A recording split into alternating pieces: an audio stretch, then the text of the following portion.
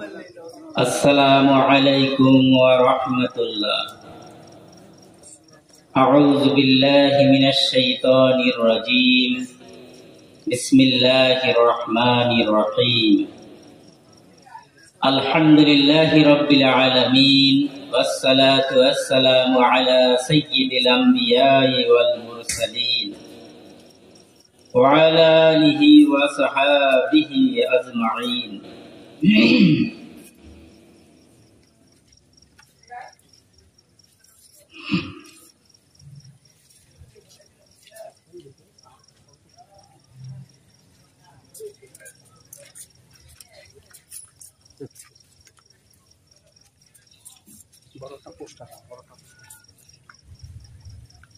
আপনারা সকলে ভালো আছেন তো? আলহামদুলিল্লাহ, আমিও ভালো আছি।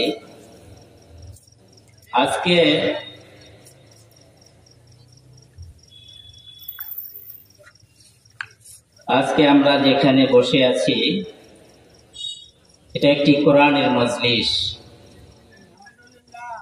আমরা মহান রব্বুল আলামিনের শুকরিয়া আদায় করব, যেই মহান মালিক আপনাকে এবং আমাকে এই কোরআনের মজলিসে আসার তৌফিক দান করলেন। তার শাহী দরবারে শুকরিয়া জানাই আলহামদুলিল্লাহ। আল্লাহ পাকের শুকরিয়া এই জন্যই জানাতে হবে যে আজকে আমরা যদি পৃথিবীর বিভিন্ন জায়গায় খোঁজ নেই তাহলে দেখা যাবে এই মুহূর্তে অনেক মানুষ তারা বিছানায় শুয়ে শুয়ে রোগ যন্ত্রণায় কাতরাচ্ছে। আবার অনেক মানুষ এমন একটি জায়গায় আটকা পড়ে আছে, সেখান থেকে বেরিয়ে আসার কোনো সুযোগ তাদের নাই।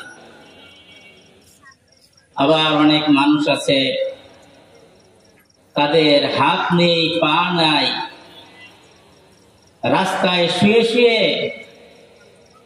বলছে আমাকে একটু সাহায্য করুন, আমাকে একটু সাহায্য করুন। কত মানুষ তার দুটি চোখ নেই।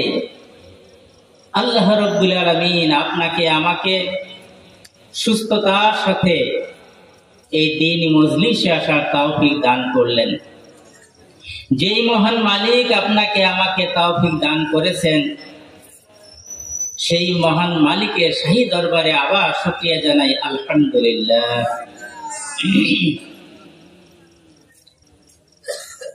উপস্থিত মাদ্রাসাতুল মাদিনা পূর্ব পয়সা কর্তৃক আয়োজিত 2 দিন ব্যাপী বার্ষিক ওয়াজ মাহফিল ও সাংস্কৃতিক অনুষ্ঠানের মহতারাম সভাপতি উলামায়ে কিরাম, বিভিন্ন জায়গা থেকে আগত প্রাণ প্রিয় দ্বীনি ভাইয়েরা, পর্দার আড়ালের মা ও বোনেরা, আজকে এই মাদ্রাসাতুল মাদিনা কর্তৃক যে আয়োজন করা হয়েছে ওয়াজ মাহফিলে, এই মাহফিলে আমরা আসতে পেরেছি, বসতে পেরেছি। আমরা ইচ্ছা করলে দোকানে পাটে এখানে সেখানে ঘুরতে পারতাম, বসতে পারতাম, গল্প করতে পারতাম। আমরা বাড়িতে বসে থাকতে পারতাম, বিভিন্ন জায়গায় আমরা আড্ডা দিতে পারতাম, কিন্তু তা না করে আমরা এই কোরআনের মজলিসে এসেছি। আসার কারণে আমাদের কি কোনো ঠকা হয়েছে না জিত হয়েছে বলুন তো? জিত হয়েছে। এই কি জিত হয়েছে, কি লাভ হয়েছে? আখিরি জামানার পয়গম্বর মুহাম্মদুর রাসূলুল্লাহ সাল্লাল্লাহু আলাইহি ওয়াসাল্লাম তার পাক জবানে ঘোষণা করেন, লা ইয়াকুদু কওমুন ইয়াযকুরুনাল্লাহা আযজা ওয়া জাল্লা ইল্লা হাফাতুহুমুল মালাইকা ওয়া গাশিয়াতুহুমুর রাহমা ওয়া নাযালাত আলাইহিমুস সাকিনাহ ওয়া যাকারাহুমুল্লাহু ফীমান ইনদা। রাওয়াহু মুসলিম। আল্লাহর হাবিব সাল্লাল্লাহু আলাইহি ওয়াসাল্লাম তার পাক জবানে বলেন,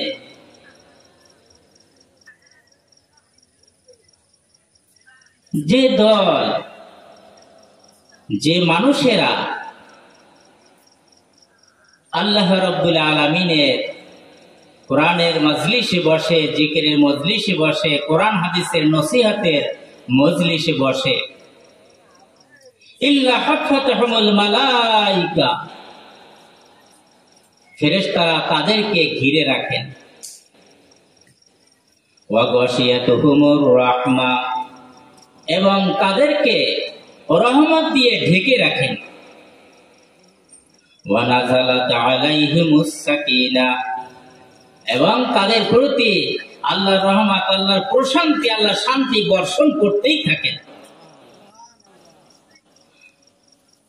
এখানেই শেষ নয়, ওয়া যাকারাহুমুল্লাহু ফী মান ইনদা, আল্লাহ রাব্বুল আলামিন নিকটবর্তী ফেরেশতাদেরকে নিয়ে এই মজলিস সম্পর্কে, এই মজলিসের বান্দাদের সম্পর্কে আলোচনা করতে থাকেন। সুবহানাল্লাহ। আবার কখনো কখনো ফেরেশতাদের কাছ থেকে তথ্য নেন, ফেরেশতারা তোমরা যে আল্লাহর জমিনে ঘুরতেছো, ঘুরতে ঘুরতে কোথায় কি দেখেছো এই পেশ করো, রিপোর্ট করো। ফেরেশতারা বলে, ওগো রব্বুল আলামিন, আমরা ঘুরতে ঘুরতে দেখলাম অমুক জায়গায়, অমুক গ্রামে, অমুক স্থানে কোরআনের মজলিস হচ্ছে, কোরআন হাদিসের নসিহত হচ্ছে, সেখানে আপনার বান্দারা বসে আছে, উলামায়ে কেরামগণ কোরআন এবং হাদিসের নসিহত পেশ করছে, তারা মনোযোগের সাথে শুনছে। বলছে ওরা কি চায়? ওগো রব্বুল আলামিন, আপনার ওই বান্দারা তাদের জীবনের গুনাহগুলো মাপ চায়, আর কি চায় বলো বলো। আর আপনার ওই জাহান্নাম থেকে তারা মুক্তি চায়, আর আপনার ওই জান্নাতে যেতে চায়, জান্নাতের কাঙ্গাল তারা জান্নাতে যেতে চায়। আল্লাহ রাব্বুল আলামিন বলেন, ও ফেরেশতারা শোনো, আমার ওই বান্দারা তারা কি আমাকে দেখেছে? তারা কি আমার জান্নাত দেখেছে? তারা কি আমার জাহান্নাম দেখেছে? তারা তো কিছুই দেখে নাই। না দেখার পরেও তারা আমাকে ভয় করেছে, আমাকে মহব্বত করেছে, আমার নির্দেশ পালন করার জন্য, আমার নির্দেশ শোনার জন্য আমার কোরআনের মজলিসে তারা বসে আছে, আমার নির্দেশ পালন করবে এই আশায়। আর তারা জাহান্নাম থেকে মুক্তি চায়। ফেরেশতারা তোমরা সাক্ষী থাকো, আমি আমার ওই বান্দাদের জীবনের গুনাহগুলো মাফ করে দিলাম। আমি আমার ওই বান্দাদের জন্য ওই জাহান্নামের আগুনকে হারাম করে দিয়ে আমি তাদের জন্য জান্নাতের ফয়সালা করে দিলাম। সুবহানাল্লাহ। জান্নাতের ফয়সালা করে দিলাম। তাহলে বলুন, আমরা এখানে আসার কারণে আমাদেরকে লাভই তো হয়েছে, তাই না? লাভ হয়েছে। এটা কোরআনের মজলিস। এই কোরআনের মজলিসে বসার আদব আল্লাহ রাব্বুল আলামিন ঘোষণা করেছেন, ওয়াইযা কুরিআল কুরআনু ফাসতামিউ লাহু ওয়ানসিতু লাআল্লাকুম তুরহামুন। আল্লাহু আকবার। আল্লাহ রাব্বুল আলামিন কোরআনুল কারীমে ঘোষণা করেন, যেখানে কোরআন পাঠ হয়, যেখানে কোরআনের আলোচনা হয়, তোমরা সেখানে মনোযোগের সাথে, একাগ্রতার সাথে তা শ্রবণ করবে। সেখানে কোনো শব্দ করবে না, অন্য কোনো আলোচনা করবে না। যদি এমনটি তোমরা করতে পারো, তাহলে তোমাদের প্রতি রহমত দিবেন কে? আল্লাহ। তাহলে আমরা কোরআনের মজলিসে বসেছি, আমরা মনোযোগের সাথে ধীর স্থির ভাবে কোরআনের এই আলোচনাকে শুনব এবং তা নিজেদের ব্যক্তিগত জীবনে, পারিবারিক জীবনে, সামাজিক জীবনে তা বাস্তবায়ন করার চেষ্টা করবো ইনশাআল্লাহ। আজকে আপনার আমার সন্তানকে কোরআন শিক্ষা দিতে হবে, দ্বীনি ইলম শিক্ষা দিতে হবে। আপনার সন্তানকে রাসূলের আদর্শ শিক্ষা দিতে হবে, জান্নাতি মানুষ বানাতে হবে। এই আদর্শ সন্তান গড়ে তোলার জন্য আপনার আমার পূর্ব শর্ত রয়েছে, পূর্বের কাজ রয়েছে। সে কাজ কি? আমার এই সন্তানদেরকে একটি উপহার দিতে হবে, বড় উপহার। সে উপহারটা কি? সে উপহারটা হলো এই সন্তানদেরকে একটি আদর্শ মা উপহার দিতে হবে। সন্তানদেরকে আদর্শ মা আগের থেকে উপহার দেবেন কিভাবে? অর্থাৎ এই আপনার সন্তানের লালন পালন করার আগে, সন্তানকে কোরআন শিক্ষা দেওয়ার আগে আগের অবস্থায় ফিরে যেতে হবে আপনার বিবাহ নীতিতে। আপনার তো আগে বিবাহ হতে হবে, তারপর না সন্তান। সন্তান জন্মগ্রহণের পরে আপনি সন্তানের লালন পালন করবেন, আদর শিক্ষা দিবেন, তার আগের আপনার কাজ আছে। আগে আপনার বিবাহ নীতির দিকে আপনার যেতে হবে, আদর্শ মা উপহার দিতে হবে, একটি সতী সাধ্বী, একটা নেক স্ত্রী নিজের ঘরে আনতে হবে, একটা কোরআন এবং হাদিস জানা, ইমানদার, মুত্তাকি, পরহেজগার একটি নেক মহিলাকে আপনার বিবাহ করতে হবে। আগে গোড়ায় আসতে হবে। দুনিয়া যা কিছু আপনার আছে, অর্থ সম্পদ, টাকা পয়সা, বাড়ি গাড়ি যা কিছু আছে না কেন, সবই হচ্ছে সম্পদ। কিন্তু সব সম্পদের ভিতরে সর্বশ্রেষ্ঠ এবং সবচেয়ে বড় একটি সম্পদ আপনার আছে। সেই সম্পদ কি? সেই সম্পদ হচ্ছে আপনার নেক স্ত্রী। এই নেক স্ত্রী যদি আপনার ঘরে না থাকে, তাহলে আপনার বাড়ি গাড়ি, অর্থ সম্পদ, টাকা পয়সা সব বিফলে যাবে, কোনো কিছুতে আপনাকে শান্তি দিতে পারবে না। আল্লাহর হাবিব মুহাম্মদুর রাসূলুল্লাহ সাল্লাল্লাহু আলাইহি ওয়াসাল্লাম বলেন, আদ-দুনিয়া কুল্লুহা মাতা। দুনিয়া সবকিছু হচ্ছে সম্পদ। ওয়া খায়রু মাতা'id দুনিয়া আল মারাতুস সালিহাহ। দুনিয়া সবকিছু সম্পদ, কিন্তু সবচেয়ে সর্বোত্তম সম্পদ হচ্ছে, ভালো সম্পদ হচ্ছে, উত্তম সম্পদ হচ্ছে আপনার নেক বিবি। আপনার নেক বিবি যদি ঘরে না থাকে, তাহলে দুনিয়া সব বরবাদ। আপনি তেঁতুল গাছ লাগানোর পরে যদি চিন্তা করেন যে এই গাছে মিষ্টি আম হবে, সেই আমগুলো মজা করে খাবো, তাহলে এটা বোকামি হবে না? বোকার রাজ্যের কথা হবে। আমি কাটা কাটা ভাবে কথা বলার চেষ্টা করছি, বোঝবার চেষ্টা করবেন ইনশাআল্লাহ। কাজে লাগাতে হবে। শুধু শুনে যাবেন হুজুর খুব সুন্দর ওয়াজ করছে, বাড়ি গেলে কিছু মনে নাই, এমনটি যেন না হয় আমার অনুরোধ। এমনটি যেন না হয়, এটা হচ্ছে আমার অনুরোধ। তাহলে এবার আপনি নিজে বিয়ে করেন, ছেলে বিয়ে করান, আর নাতিপুতা যাকেই বিয়ে করান না কেন, এই যে বিবাহের একটা পালা এসে যাবে আপনার, এই বিবাহের পালা কোন ধরনের মেয়ে দেখে বিবাহ করাবেন আল্লাহ রাসূল সাল্লাল্লাহু আলাইহি ওয়াসাল্লাম বলে দিয়েছেন। আপনার মুসলমান থাকতে হলে কোরআনের নির্দেশ, রাসূলের আদর্শ মানতে হবে। তা না হলে শুধু দাড়ি, টুপি, জামা এ দিয়ে মুসলমান হওয়া যাবে না। এ দিয়ে মুসলমান হওয়া যাবে না।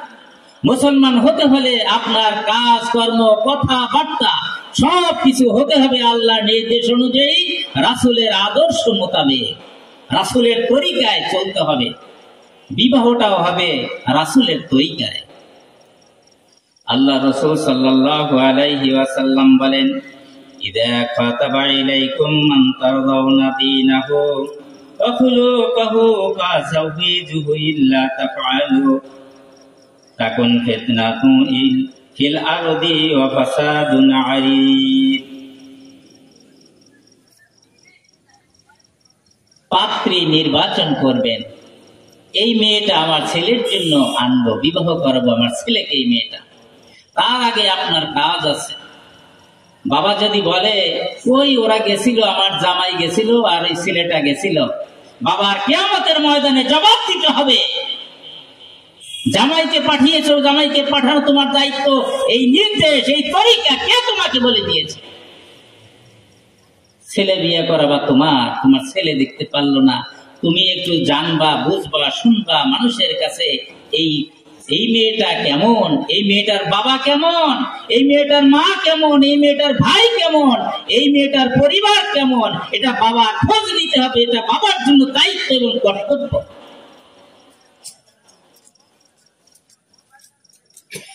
যদি কি দেখবা,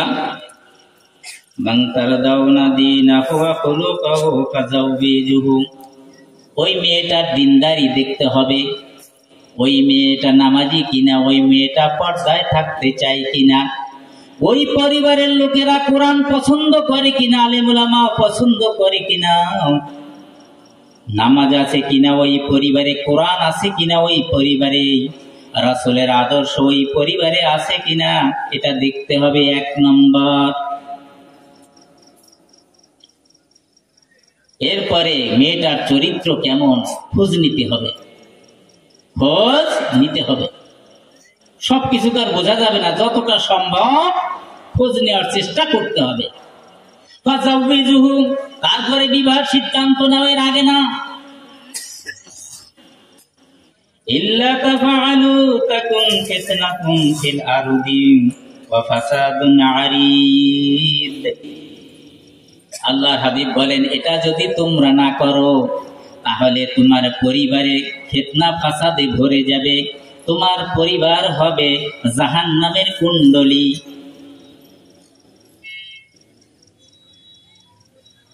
অর্থ সম্পদ দেখেছে মেয়ের বাবা, আর কি অর্থ সম্পদ আছে, আর মেয়েটা খুব সুন্দরী, মেয়েটা 5-6 হাত লম্বা, খুব সুন্দরী, মেয়ের বাবার টাকা পয়সা আছে, এইটা দেখেছে 1 নম্বরে। 1 নম্বরে রসুলের যে আদর্শ ওইটা 1 নম্বরে রাখে নাই। এমনটি বিবাহ করার পরে কয়েকদিন পরেই শোনা যায় আপনার পুত্রবধূ আপনার ছেলেকে বাদ দিয়ে এবার অন্যের সঙ্গে পরকীয়া করছে, অন্যের সঙ্গে প্রেম করছে। আপনার ছেলে ঘুমানো, তার পাশে বসে আপনার পুত্রবধূ অন্য তার প্রেমিকা, অন্য তার প্রেমিকের সাথে ফোনালাপ করছে। ঠেকানো সম্ভব হচ্ছে না। কোনো এক পর্যায়ে দেখা গেল সন্তানের মা হয়েছে, কিন্তু ওই দিক থেকে আর ফিরানো সম্ভব হলো না। এমন এক পর্যায়ে এসে গেল মেয়ের বাবা হয়েছে, মেয়ের মা হয়েছে, ছেলের মা হয়েছে, তারপরে ওই স্বামীকে ছেড়ে অন্যের হাত ধরে চলে গিয়েছে। এরকম কোন খবর আপনাদের জানা আছে? আছে। তাহলে আমাদের কোথায় গড়মিল হয়েছে? আমরা 1 নম্বরে ভুল করে ফেলেছি। কথা ক্লিয়ার? কথা ক্লিয়ার? এই ভুল করার পরে শেষে শুধু কান্দে আর বড় হুজুরের কাছে যায়, মেজে হুজুরের কাছে যায়, অমুক পীর সাহেবের কাছে যায়, খাজা বাবার দরবারে যায়, যে বউ কথা শুনে না, বউ অন্যদিকে মন তার। আর ওই তাবিজে কাজ হবে না। আপনি 1 নম্বরে আল্লাহ তাআলার যে নির্দেশ, রাসূলের যে আদর্শ, তার বিপক্ষে কাজ করেছেন, তার বিরোধিতা করেছেন। আমরা এই বিরোধিতা, আল্লাহর বিরোধিতা করব না। রাসূলের আদর্শ অনুযায়ী কি চলতে পারবো? আমরা ছেলের জন্য, আপনার নাতিপুতার জন্য যে পাত্রী বাছাই করব, 1 নম্বরে কাজ যেটা, সেটা বুঝতে পারছেন সবাই? আলহামদুলিল্লাহ।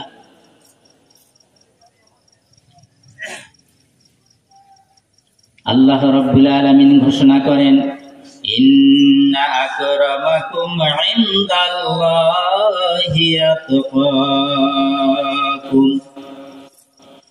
আমরা আজকে সম্মানী বলি যার স্বাস্থ্য চেহারা ভালো, টাকা পয়সা আছে, জনবল আছে, গোষ্ঠীতে অনেক লোক আছে, লাঠি আছে, ডাক দেওয়ার সাথে সাথে শত শত লাঠি চলে আসবে। আমরা এই সমস্ত মানুষদেরকে সম্মান করি, ইজ্জত দেই। চৌধুরী বংশ, মোল্লা বংশ, তালুকদার বংশ, বক্তিয়ার বংশ, বিভিন্ন বংশকে বলি এই বংশের লোকেরা মর্যাদা সম্পন্ন, সম্মানিত। আল্লাহ রাব্বুল আলামিন ঘোষণা করেন, ও আমার বান্দারা, ও দুনিয়ার মানুষেরা শোনো, তোমাদের মধ্যে সম্মানিত ব্যক্তিকে শোনো। ওই তালুকদারের খানা নাই, বক্তিয়ারের খানা নাই, চৌধুরীর খানা নাই, ওই মোল্লা বংশের খানা নাই। ইন্না আকরামাকুম ইনদাল্লাহি আতকাকুম।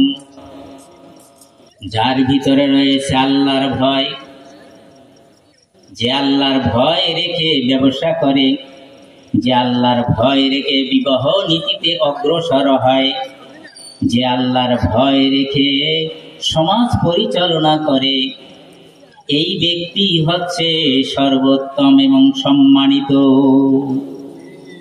তাহলে ওই বংশের ভিতরে গাঁজাখোর বেশি, মদখোর বেশি, জেনাখোর বেশি, কিন্তু টাকা আছে, পয়সা আছে, বংশে লোক আছে, এখন তারা সম্মানী হয়ে গিয়েছে। আর আল্লাহ রাব্বুল আলামিন কয়, তোমার বংশে যত লোক থাকুক, তোমার টাকা পয়সা যত থাকুক, তোমার বিদ্যা যত থাকুক, তোমার বুদ্ধি যত থাকুক, তোমার ভিতরে যদি আল্লাহর ভয় না থাকে, তোমার ভিতরে যদি পরকালের ভয় না থাকে, তোমার কথায় যদি রাসূলের আদর্শ না থাকে, তোমার ব্যবসার মধ্যে যদি রাসূলের আদর্শ না থাকে, তোমার সমাজ পরিচালনায় যদি রাসূলের আদর্শ না থাকে, তাহলে তুমি সম্মানিত হতে পারবে না।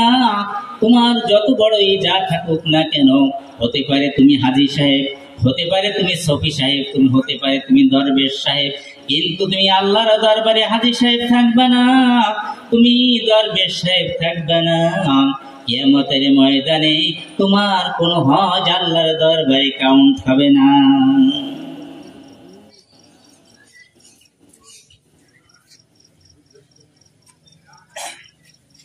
তাহলে একজন ইমানদার মহিলাকে, একজন ইমানদার মেয়েকে আপনার পুত্রবধূ বানান, আপনার নাতি বউ বানান, আপনার ভাইয়ের বউ বানান। তাহলে কি হবে?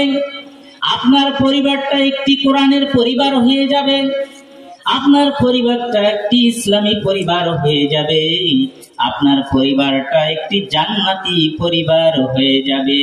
তাই যদি না করেন, তাহলে আপনার পরিবার হবে একটা জাহান্নামের কুণ্ডলী। এবার আরেকটা সমস্যা রয়েছে আমাদের সমাজে। সন্তান বিয়ে করতে গেছে, বিয়ে করাতে গেছেন, এখন এই যে মোহর ধার্য করতে হয় না, মোহর, এই মোহর ধার্য করার সময় এবার কয়, মে ভাই কয় টাকা কি ধার্য করবে তুমি কইয়ে দাও। আবার বড় কাকা আপনি আছেন মুরব্বী মানুষ, আপনি বলে দেন মোহর কত টাকা ধার্য হবে। ৫,০৯,৯৯৯ টাকা না দিলে আমাকে বংশের ইজ্জত থাকে না। সকলে বলুন নাউযুবিল্লাহ। মোহর ধার্য কে করবে? মোহরকে এত সস্তা মনে করলে চলবে না। মোহরের কথা বলে দিয়েছেন কে? মোহর পরিশোধ করার কথা বলে দিয়েছেন কে? এই বিশ্ব জাহানের প্রতিপালক আল্লাহ রাব্বুল আলামিন মোহর পরিশোধ করার ঘোষণা দিয়েছেন। আমাস্তামতাতুম বিহি মিনহুন্না ফাতুহুন্না উজুরাহুন্না ফারিদা। আল্লাহ রাব্বুল আলামিন সূরা নিসার মধ্যে ঘোষণা করেছেন, তোমাদের স্ত্রীদের থেকে যে সাত তোমরা গ্রহণ করো তার বিনিময়ে অপরিহার্য করা হলো তোমাদেরকে কি মোহর পরিশোধ করতে হবে। এটা কি মোহর পরিশোধ করা, এটা কি নফল নাকি না ফরজ? কি মনে করেন? আরে কথা বলেন, এটা ফরজ, ভয় নয়। আমি কোরআন থেকে কথা বলছি। কিন্তু আজকে মোহর নির্ধারণ করে আর মনে মনে একটা চালাকি থাকে, যে ছেলে বিয়ে করতে আসছে আর যে ম্যারেজ রেজিস্টার যে থাকে ও বেচারা চুপচাপ বসে থাকে। উনিও কিন্তু আলেম, উনি চুপচাপ বসে থাকে। উনি চুপচাপ বসে থাকে, কথা বলে না কেন জানেন? বোঝেন না আপনারা? আচ্ছা, আমি ওইদিকে যাব না, আপনারা বোঝেন। আপনারা আমার চাইতে জ্ঞানী মানুষ, যারা বসে আছেন আমার চাইতে বিজ্ঞ মানুষ, আমার চেয়েও জ্ঞানী মানুষ আপনারা। এই জন্য ওই বেচারা চুপচাপ বসে থাকে, বেশি বানলেই তো তার ফি। আচ্ছা, এটা চালাকি থাকে, কয় যে আরে বান দেখো কত টাকা, ওটা তো আর দেয়া লাগবে না, ও বাসর ঘরে গিয়ে বলতো যে আমাকে মাফ করে দাও। এই চালাকি নিয়ে যদি মোহর নির্ধারণ করে আর বিবাহ ফায়সালা হয়ে গেল, এরপরে বাসর ঘর হয়ে গেল, জীবন পরিচালনা হলো, ছেলে হলো মেয়ে হলো, এরপরে এই ছেলে আর মেয়ে কি হবে এটা আপনি আমি বলবো না। আখিরি জামানার পয়গম্বর মুহাম্মদুর রাসূলুল্লাহ সাল্লাল্লাহু আলাইহি সাল্লাম কি বলেছেন শুনি। قال النبي صلى الله عليه وسلم أيما رجل تزوج امرأة على ما قل من المهر أو أكثر ليس في نفسه أن يؤدي إليها حقها فدعاها فمات ولم يؤدي إليها حقها لقي الله يوم القيامة وهو زان। আল্লাহর হাবিব বলেন, মোহর বেশি নির্ধারণ করা হোক আর কম নির্ধারণ করা হোক, অবস্থা অনুযায়ী হবে, সমস্যা নাই। যদি অর্থ সম্পদ ওই বরের থাকে তাহলে বেশি হবে, সমস্যা নাই। যদি কম হয় তাও সমস্যা নাই। কিন্তু যদি মনেই চালাকি থাকে পরিশোধ করা লাগবে না, আর এইভাবে জীবন পরিচালনা করলো আর এইভাবে মারা গেল, মোহর পরিশোধ করলো না, আল্লাহ রাসূল বলেন লাকিয়াল্লাহ ইয়াউমাল কিয়ামাতি ওয়া হুয়া জান।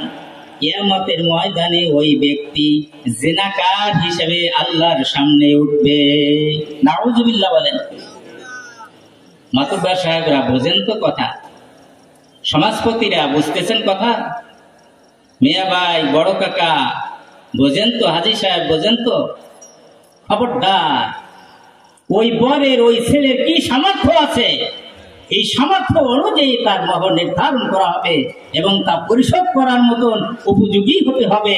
তা না হলে ওই সমাজপতি বলেন, হাজী সাহেব বলেন, গাজী সাহেব বলেন, আর মেয়ের গার্ডিয়ানদের আবার একটা চালাকি থাকে, বেশি করে বাইন্দা থমে ভাই, যদি ছাড়পাড় দেয় কোনো সময় সহজে ছাড়তে পারবে না। ও বিয়ে কি হয়েছে? বিয়ে হয়েছে? আরে ভয় নেই আপনাদের, আমি হাদিস থেকে কথা বলছি। আল্লাহ রাব্বুল আলামিনের নবী মুহাম্মদুর রাসূলুল্লাহ সাল্লাল্লাহু আলাইহি ওয়াসাল্লাম বলেন, সাল্লাল্লাহু আলাইহি ওয়াসাল্লাম তিনি বলেন, ওয়া হুয়া জান, কিয়ামতের ময়দানে জিনাকার হিসেবে উত্থিত হবে। আমার তো ভয় হচ্ছে, শুধু কি ওই বর একা একা জিনাকার হিসেবে উঠবে, না ওই সমাজপতি যারা ওরে সহযোগিতা করছে। খবরদার, সাবধান হয়ে যান, সাবধান হয়ে যান। আল্লাহ রাব্বুল আলামিন এই মহামারী থেকে, এই মহাবিপদ থেকে আমাদেরকে, আমাদের সমাজকে মুক্তি দান করুক, সকলে বলি আমিন। এই জন্য আপনার আমার জ্ঞান অর্জন করতে হবে, ইসলামী জ্ঞান। আমাদের সন্তানদেরকে ইসলামী জ্ঞান শিক্ষা দিতে হবে।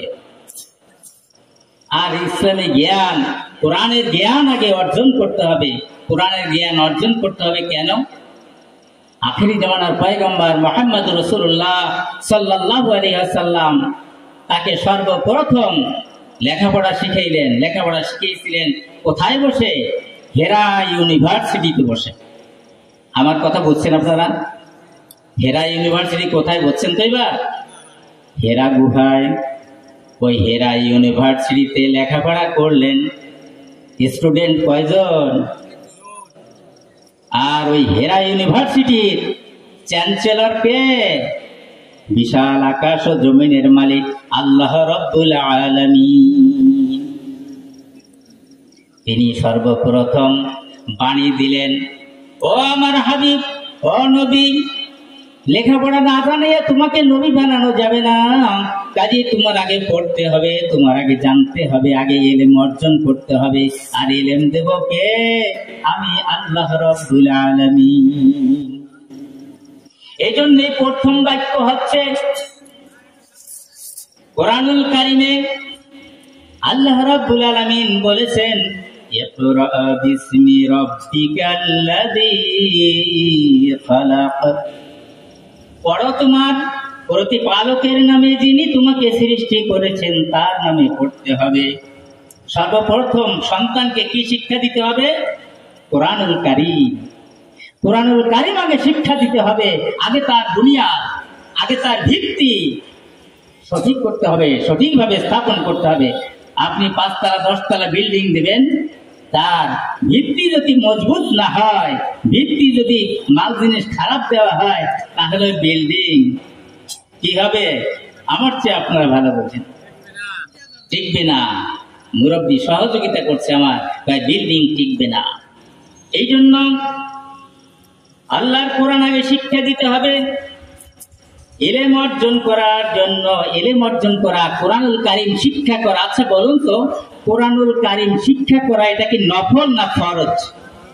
ভয় নেই আপনাদের, আমি কোরআন হাদিস থেকে কোট করছি।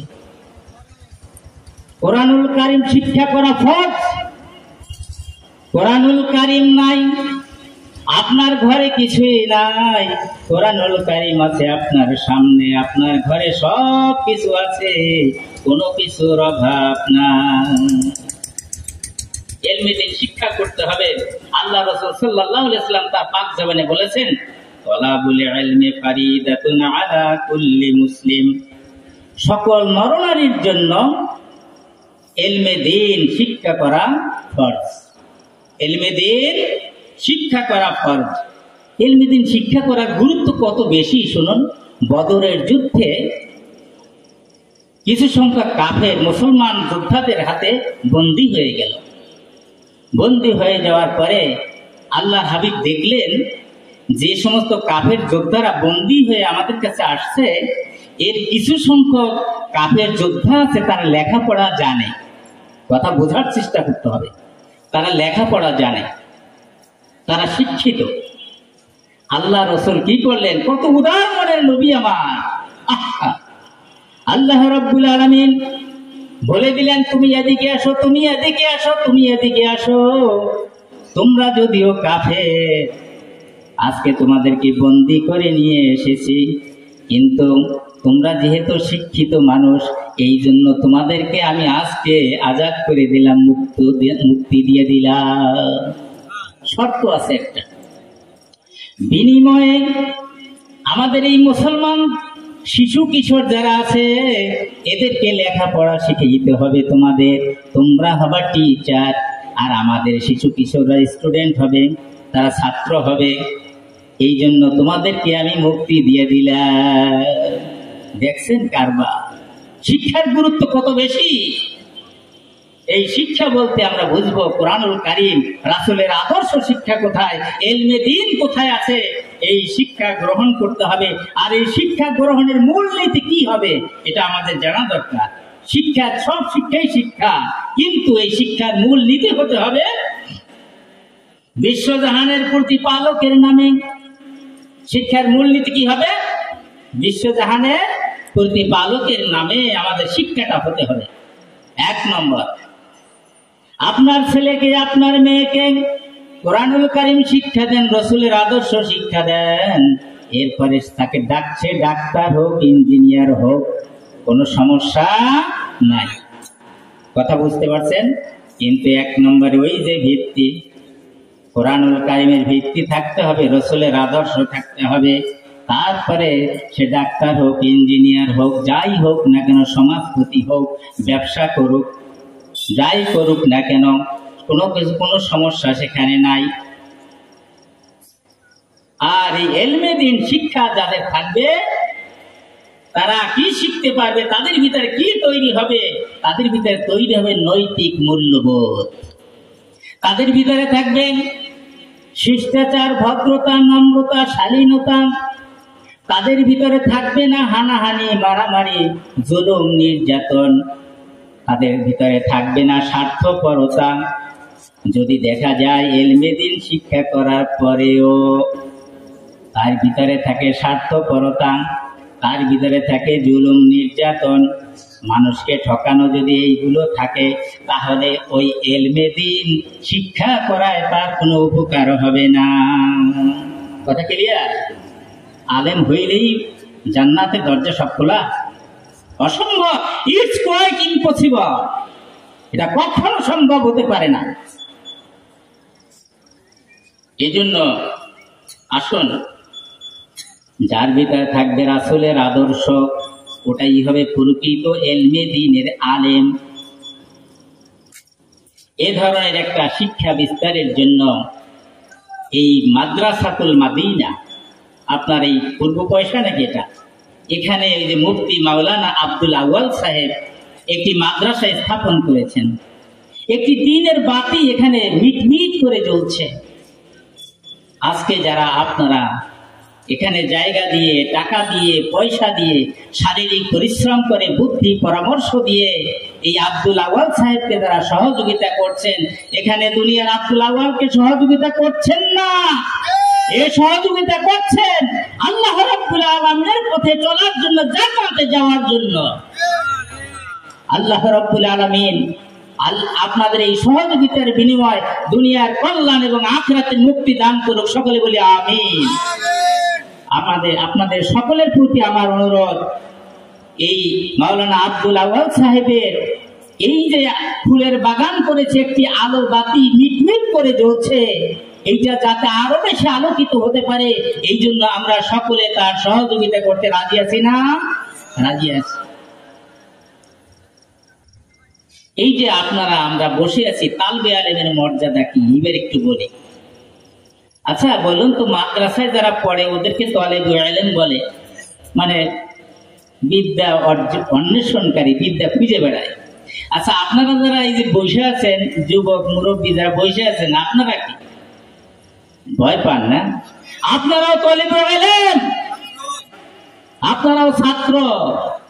বাড়ি থেকে রওনা দিয়েছেন ওই মাদ্রাসাতুল মদিনা পূর্ব পয়সার ওয়াজ মাহফিলে যাব। উলামায়ে কেরাম ওখানে আসবে, কোরআন হাদিসের নসিহত করবে, ওগুলা শুনবো, জ্ঞান অর্জন করব এবং সে অনুযায়ী আমল করব, জান্নাতের পথে যাব। এই জন্য আসছেন না? আপনারা বাড়ি থেকে রওনা দেওয়ার সময় আপনার আল্লাহ রাব্বুল আলামিনের ওই ডায়েরিতে লেখা হয়েছে আপনি একজন তালেবে ইলম। তাহলে মাদ্রাসার তালেবে ইলম আর আপনি তালেবে ইলম, এখন আর কোনো পার্থক্য থাকলো না। আপনাদের জন্য মাদ্রাসার তালেবে ইলম, আর আপনার জন্য কি সুসংবাদ আল্লাহ রাসূল বলেছেন, কি শুনুন। মান সালাকা তরিকান ইয়ালতামিসু ফীহি ইলমান সাহালাল্লাহু লাহু তরিকান ইলাল জান্নাহ। এই বলছে মান সালাকা তরিকান ইয়ালতামিসু ফীহি ইলমান, ইলম শিক্ষা করার জন্য যে ব্যক্তি বাড়ি থেকে বের হয়, রাস্তা চলে, এই দুনিয়ার মাটির রাস্তায় চলল, আল্লাহ রাব্বুল আলামিন ওই ব্যক্তির জন্য সাহালাল্লাহু লাহু তরিকান ইলাল জান্নাহ, ওই মাদ্রাসাতুল মাদিনার দিকে যাচ্ছে ওয়াজ মাহফিলে, ওটা যাইতে আপনার দেরি হতে পারে, কিন্তু আল্লাহর জান্নাত আপনার জন্য সহজ হতে একটুও দেরি হবে না। একথা বলেছেন কে? আল্লাহর রাসূল। একথা কে বলেছেন? আল্লাহর রাসূল। আল্লাহর নবী বলেছেন, মান সালাকা তরিকান ইয়ালতামিসু ফীহি ইলমান সাহালাল্লাহু লাহু তরিকান ইলাল জান্নাহ। ওই জান্নাত, আপনি যাচ্ছেন মাদ্রাসাতুল মদিনার দিকে ওয়াজ শুনতে, আর আল্লাহ রাব্বুল আলামিন আপনাকে জন্য জান্নাতের পথ সহজ করে দেন। ওয়া ইন্নাল মালায়েকাতা লা তাদাউ আজনিহাতাহা, তালেবে ইলম যেই রাস্তা দিয়ে হাঁটে, ফেরেশতারা তার পায়ের নিচে ডানা বিছাইয়া দেয়। সুবহানাল্লাহ বলেন না? এরপরে কি শুধু তাই? শুধু তাই না, وَإِنَّ طَالِبَ الْعِلْمِ يَسْتَغْفِرُ لَهُ مَنْ فِي السَّمَاوَاتِ وَمَنْ فِي الْأَرْضِ حَتَّى الْحِيتَانِ فِي الْمَاءِ وَإِنَّ فَضْلَ الْعَالِمِ عَلَى الْعَابِدِ كَفَضْلِ الْقَمَرِ عَلَى سَائِرِ الْكَوَاكِبِ। আল্লাহ রাসূল বলেন, শোনো, শুধুমাত্র ফেরেশতারা ডানা বিছিয়ে দেবে, এখানেই তোমার মর্যাদা শেষ হয় নাই। এরপরে তোমার জন্য কি আছে? আসমান এবং জমিনের ভিতরে যা কিছু আছে সবাই তোমার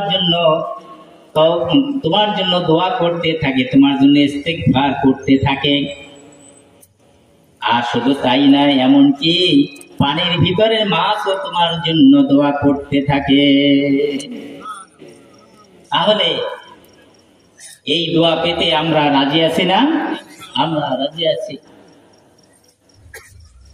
আলেমের মর্যাদা, যে জ্ঞান অর্জন করলো, ইলম যে শিখলো, তাকে কি বলি আমরা? আলেম বলি। তাকে আমরা আলেম বলি। এখন এই আলেমের মর্যাদা, আকাশে অসংখ্য নক্ষত্র, তারকারাজি, কিন্তু যখন পূর্ণিমার চাঁদ আকাশে উদিত হয়ে যায়, তখন এক চাঁদের কারণে তামাম পৃথিবী আলোকিত হয়ে যায়। সাধারণ মানুষের কাছে আলেমের মর্যাদা ওই রকম। কাজে আসুন, আমরা আপনাদের সামনে এই যে সন্তান এবার ইলমে দ্বীন শিক্ষা গ্রহণ করলো, এরপরে দুনিয়াতে মর্যাদা হলো আপনার, দুনিয়াতে মর্যাদা এখানে শেষ নয়। আল্লাহ রাসূল সাল্লাল্লাহু আলাইহি ওয়াসাল্লাম ঘোষণা করেন, ইন্নার রাজুলা লা তুরফাউ দারাজাতুহু ফিল জান্নাহ ফায়াকুলু আন্না হাযা ফায়ুকালু বিইস্তিগফার ওয়ালা যিকরাক। কিয়ামতের ময়দানে যখন কোনো সাহায্যকারী আপনার থাকবে না, কোনো বন্ধু থাকবে না, কেউ থাকবে না, একদল ফেরেশতারা আপনার কাছে আসবে, আল্লাহর বান্দা উঠুন, এখান থেকে চলুন। কোথায় যাব? আপনার জন্য আল্লাহ রাব্বুল আলামিন জান্নাতের উচ্চ মাকাম, উচ্চ মর্যাদা সম্পন্ন জায়গা বরাদ্দ করে দিয়েছেন। আপনার মর্যাদা বেড়ে গিয়েছে, আপনার সম্মান বেড়ে গিয়েছে, সেই জায়গায় আপনার যেতে হবে, চলুন, এখানে আর থাকা লাগবে না। লোকটি বলে, তা কেমন করে হয়? আমি এখানে আসার পরে তো কোনো ইবাদত করলাম না, নামাজ পড়লাম না, রোজা রাখলাম না, তাসবিহ তাহলিল তো কিছুই করলাম না, আমার মর্যাদা এখানে হঠাৎ করে বেড়ে গেল কিভাবে? উত্তর আসবে, ফায়ুকালু বিইস্তিগফার ওয়ালা যিকরাক। তোমার যে সন্তানকে তুমি কোরআন শিক্ষা দিয়েছিলে, রাসূলের আদর্শ শিক্ষা দিয়েছিলা, তোমার ওই সন্তান দুনিয়াতে বসে, তোমার ওই ভাঙ্গা ঘরে বসে তোমার জন্য দোয়া করছে। আল্লাহ রাব্বুল আলামিন তোমার সন্তানের দোয়াকে কবুল করে জান্নাতের ভিতরে তোমার মর্যাদা বাড়িয়ে দিয়েছে। সুবহানাল্লাহ। তাহলে আসুন, আমার যে সময় দিয়েছে আর আমার সময় আমাকে পারমিট করছে না, আমাকে আর এলাও করছে না। কাজে আসুন, আমরা আমাদের সন্তানদেরকে কোরআন শিখাবো, রাসূলের আদর্শ শিখাবো। আর ছোট্ট একটা কথা বলি, আমি শেষ করছি। আমরা অনেকে হাজী সাহেব, গাজী সাহেব, কিন্তু আমরা অনেক সময় অনেক শিরিক করে ফেলি। শিরিক, আমরা পুত্রবধূর আপনার সন্তান হয় না, সন্তান চায় খানজানা নিতে গিয়ে, সন্তান চায় সিলেটে গিয়ে, সন্তান চায় বাইজিদ বোস্তামির মাজারে গিয়ে। হযরত ইব্রাহিম আলাইহিস সালাতু ওয়াস সালাম, জাতির পিতা, তিনি সন্তান চাইলেন আল্লাহর কাছে, রব্বি হাবলি মিনাস সালিহিন। আল্লাহ রাব্বুল আলামিন খুশির সংবাদ জানিয়ে দিলেন, ফাবাশশারনাহু বিগুলামিন আলীম। একটি নেক সন্তানের সুসংবাদ দিয়ে দিলেন। সন্তান চাইলেন কার কাছে? আল্লাহর কাছে। কাজে সন্তান চাইতে হবে কার কাছে? আল্লাহর কাছে। সন্তান দেয়ার মালিক আল্লাহ, একটি সন্তান দেয়ার মালিক আল্লাহ, সন্তান না দেয়ার মালিক আল্লাহ, শুধু মেয়ে দেয়ার মালিক আল্লাহ, শুধু ছেলে দেয়ার মালিক আল্লাহ। ছেলেও দেন, মেয়েও দেন, এর মালিক কে? আল্লাহ। কিন্তু আজকে আমাদের অনেক পরিবারে, কোনো পরিবারে বৌমার সন্তান হয় না, এই বৌমারে কেউ চোখে দেখতে পারে না। বন্দা ছেলে মেয়ে হয় না, যত দোষ এই বৌমা। এই বৌমার কোনো ক্ষমতা নেই। যদি এইটা কোনো হাজী সাহেব বলে, কোনো সুফি সাহেব বলে, যদি কোনো মাওলানা সাহেবও বলে, তাহলে মাওলানা সাহেব একজন শিরিক করছে, কাজে শিরিক যে করে তা তিনি হচ্ছেন মুশরিক। তিনি কি মুশরিক? আর এই মুশরিকের কোন ইবাদত আল্লাহ রাব্বুল আলামিন কবুল করবেন না। কাজে আল্লাহ রাব্বুল আলামিন বলেন, লিল্লাহি মুলকুস সামাওয়াতি ওয়াল আরদ ইয়াখলুকু মা ইয়াশা ইয়াহবু লিমান ইয়াশা ইনাসান ওয়া ইয়াহবু লিমান ইয়াশা উযকুর আও ইউযাওবিজুহুম যুকরানা ওয়া ইনাসা। এটা সংক্ষিপ্ত কথা হচ্ছে, আল্লাহ রাব্বুল আলামিন বলেন যে সন্তান, ছেলে সন্তান দেন কে? আল্লাহ। আল্লাহ ইচ্ছা যাকে ইচ্ছা ছেলে সন্তান দান করেন, যাকে ইচ্ছা মেয়ে সন্তান দান করেন, যাকে ইচ্ছা ছেলেও দেন মেয়েও দেন, যাকে ইচ্ছা করে রাখেন বন্ধা। কাজী সব কিছুর মালিককে আল্লাহ। এর কোনোটার কাছে ওই বৌমার কোনো ক্ষমতা নাই, ওই ছেলের কোনো ক্ষমতা নেই, আমাদের কারো ক্ষমতা নাই। খবরদার, সাবধান, ওই বৌমাকে একটু ভুরুকুঞ্চিত করে তার দিকে একটু ঈর্ষার নজরে তাকানো যাবে না। আল্লাহর কাছে দোয়া করতে হবে, বৌমাকে আদর আরো বেশি করতে হবে। আল্লাহ রাব্বুল আলামিন আপনাকে আমাকে দুনিয়ার সকল মানুষকে দ্বীনের সঠিক বোঝার তৌফিক দান করেন। সকলে বলি আমিন। আজকে যারা এখন যিনি বক্তৃতা রাখবেন, এরপর যিনি প্রধান বক্তা থাকবেন, আমরা মনোযোগের সাথে তাদের কথাগুলো শুনবো এবং আমল করব। আর আমাদের এই আমলগুলো নিয়ে আমরা বাড়ি যাব, সে অনুযায়ী জীবন গড়ব। আমরা ভাইদের জন্য দোয়া করবো, আল্লাহ রাব্বুল আলামিন যেন সুস্থতার সাথে তাদের এই দ্বীনি আলোচনা সুন্দরভাবে রাখতে পারেন। আমার আলোচনার ভিতরে ভুল ত্রুটি হলে আল্লাহ পাক যেন আমাকে ক্ষমা করে দেন এবং আপনারাও আমাকে ক্ষমা করে দিবেন। আমার জন্য দোয়া করবেন। আসসালামু আলাইকুম ওয়া রাহমাতুল্লাহ।